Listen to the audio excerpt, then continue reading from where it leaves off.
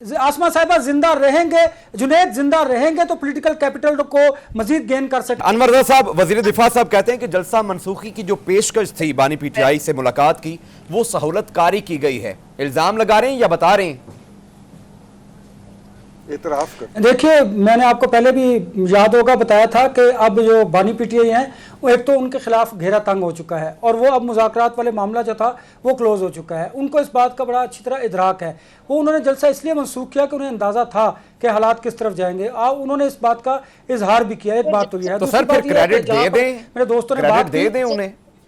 नहीं देखना बात ये देखना, अगर उन्होंने देखे पॉलिटिकल लीडर वो होता है जो वक्त पर फैसला करता है। हाँ। उनके गलत फैसलों की गलत फैसलों की वजह से आज वो इस नहज पर है। पहली बात। दूसरी बात यह है कि अगर उन्होंने कोई अच्छा ये देखना, आज वो एक दिन वो कहते हैं कि मैं बिल्कुल जलसा मैंने मनसूख कर दिया इसलिए कि कोई मैस ना क्रिएट हो, हालात बड़े साजगार रहे। फिर अगले दिन वो एस्टैब्लिशमेंट पर वो इल्ज़ाम लगाना शुरू कर देते हैं।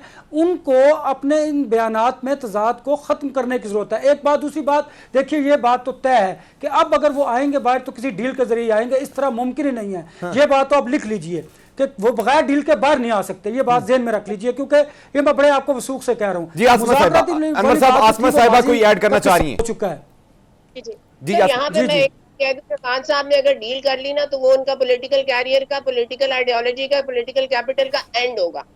खान साहब को एक इसी चीज की ये सब मेरे पास लास्ट 2 मिनट्स हैं please. One against all, one against देखिए उनका शुरू ही डील से हुआ था मैडम। आसमा साहिबा जिंदा रहेंगे, जुनैद जिंदा रहेंगे तो पॉलिटिकल कैपिटल को मजीद गेन कर सकेंगे। मतलब कि खान साहब ने जो कहा है कि मेरी जान को खतरा है, अनवर साहब आप उस तरफ इशारा कर रहे हैं जिंदा रहेंगे।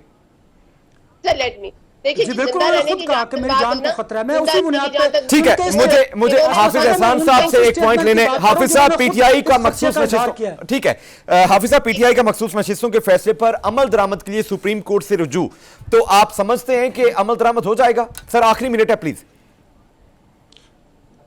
नहीं, बिल्कुल नहीं अभी होगा। जितनी देर सुप्रीम कोर्ट ऑफ पाकिस्तान को, जो इलेक्शन कमीशन ऑफ पाकिस्तान ने अप्रोच किया हुआ है हाँ। कि आपके इस फैसले के अंदर ये कॉन्स्टिट्यूशनल हिचेस हैं, ये इस कॉन्स्टिट्यूशनल प्रॉब्लम्स हैं, जितनी देर तक सुप्रीम कोर्ट ऑफ पाकिस्तान को एड्रेस नहीं करेगी या एक डिटेल रीजनिंग वाली जजमेंट नहीं आएगी, उतनी देर तक ये फैसला जो है इम्प्लीमेंट नहीं हो सकता।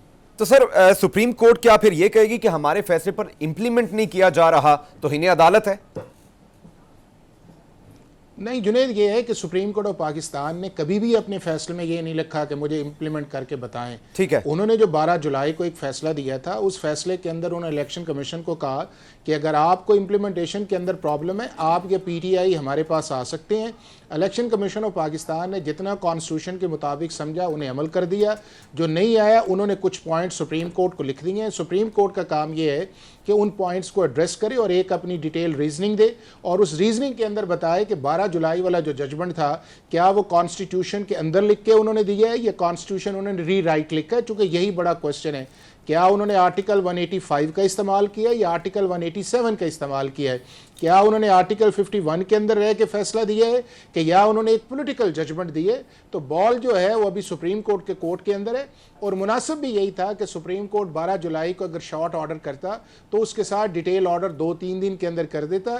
लेकिन उसके अलावा जो एक आपके 2 जजेस का डिसेंटिंग व्यू आया है, मेरा ख्याल ये है कि उसके अंदर बहुत ही सीरियस किस्म के कॉन्स्टिट्यूशन लीगल पॉइंट्स आए हैं और उसके अंदर तो ये तक बात की गई है कि जो आज तक पाकिस्तान की कॉन्स्टिट्यूशन हिस्ट्री के अंदर नए हमने तरीके निकाले हैं, लेकिन ये जो तरीका ऐसा आया है कि जिसके अंदर जजमेंट आई है, ये एक नया है।